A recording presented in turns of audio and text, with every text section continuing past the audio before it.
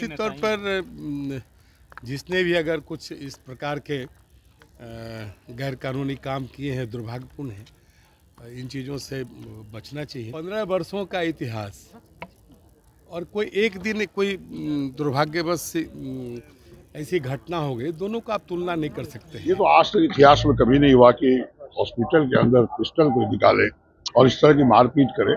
ये बहुत ही दुर्भाग्यपूर्ण है। इस पर माननीय मुख्यमंत्री को कड़ी से कड़ी, जो भी इन्वॉल्व है, कड़ी से कड़ी कार्रवाई करे। नमस्कार, आप देख रहे हैं न्यूज़4 नेशन। मैं आपके साथ तबजीत सिंह। पटना आईजीआईएमएस अस्पताल में जिस तरह से बीजेपी के नेताओं के द्वारा रिवॉल्वर लहराने के मामला सामने आया, जिसको लेकर तमाम विपक्ष के नेता हैं वो विधानसभा में हंगामा कर रहे हैं, तो वहीं जब सवाल किया गया पूर्व डिप्टी सीएम तारकेश्वर प्रसाद से, तो उन्होंने साफ तौर पर कहा कि कोई भी अगर ऐसा मामला सामने आया है तो उन पर जांच होगा, उन पर कार्रवाई होगा।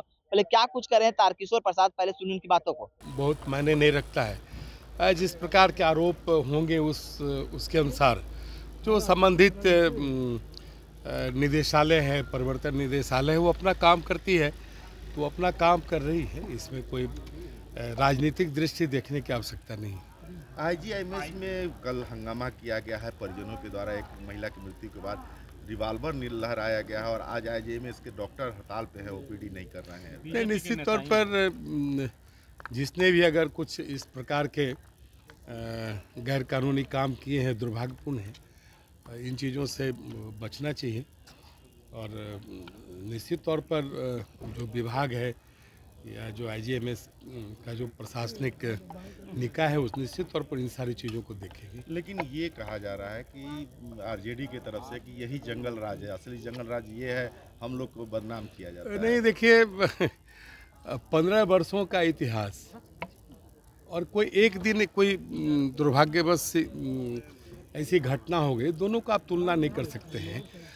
जो राष्ट्रीय जनता दल का 15 वर्षों का जो शासन का ट्रैक रहा है, उसको पूरे उस परिदृश्य में देखना पड़ेगा और पूरा उसका राज्य पर क्या इम्पैक्ट पड़ा उस शासन का, और उसको सिर्फ इस एक घटना से तुलना करना मुझे लगता है कि दिल बहलाने के लिए गालिब ख्याल अच्छा है।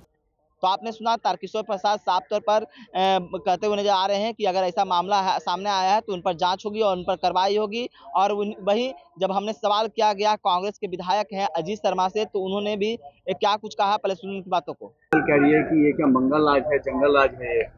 सर, ये बड़ा दुर्भाग्यपूर्ण है। कोई भी राजनीतिक पार्टी, भारतीय जनता पार्टी का ये लोग, मैंने अखबार पढ़ा, मैं भी सुना हूँ, ये तो आज तक इतिहास में कभी नहीं हुआ कि हॉस्पिटल के अंदर पिस्टल को निकाले और इस तरह की मारपीट करे। ये बहुत ही दुर्भाग्यपूर्ण है। इस पर माननीय मुख्यमंत्री को कड़ी से कड़ी, जो भी इन्वॉल्व है, कड़ी से कड़ी कार्रवाई करनी चाहिए। एक और सवाल है सर, आज मुखिया तो महापंचायत का आयोजन किए हैं, कह रहे हैं कि अधिकारों में उनकी कटौती की जा रही है। आज महापंचायत का आयोजन कैसे देखते? इसकी जानकारी मुझे नहीं है, लेकिन अगर अधिकारियों की कटौती होती है बिल्कुल गलत है, क्योंकि फर्स्ट प्रतिनिधि मुखिया ही होता है और गांव का डेवलपमेंट उसी के हाथों में होता है। अगर उसकी कटाई काटा जा रहा है उसके पावर्स को, बिल्कुल गलत है।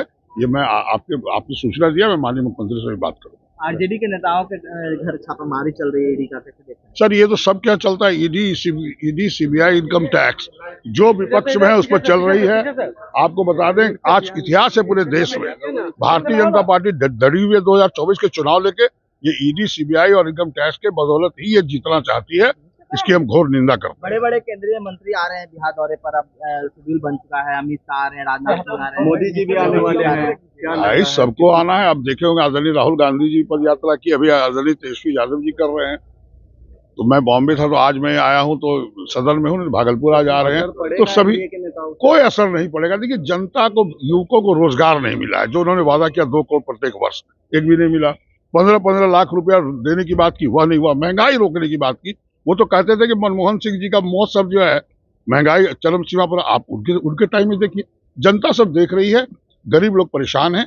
इसलिए मुझे लगता है कि 2024 में भारतीय जनता पार्टी का सफाया होगा और महागठबंधन इंडिया की सरकार बनेगी। अजीत शर्मा भी साफ तौर पर सरकार पर हमलावर है और कहते हुए नजर आ रहे हैं कि ऐसा अगर मामला हमको भी मालूम चला है, तो उन्होंने साफ तौर पे कहा है कि ऐसे में सरकार को जवाब देना होगा, मुख्यमंत्री नीतीश कुमार को जवाब देना होगा कि अस्पताल में इस तरह से डॉक्टरों को धमकाना कहां तक वाजिब है। तमाम खबर न्यूज़4 के साथ। नमस्कार।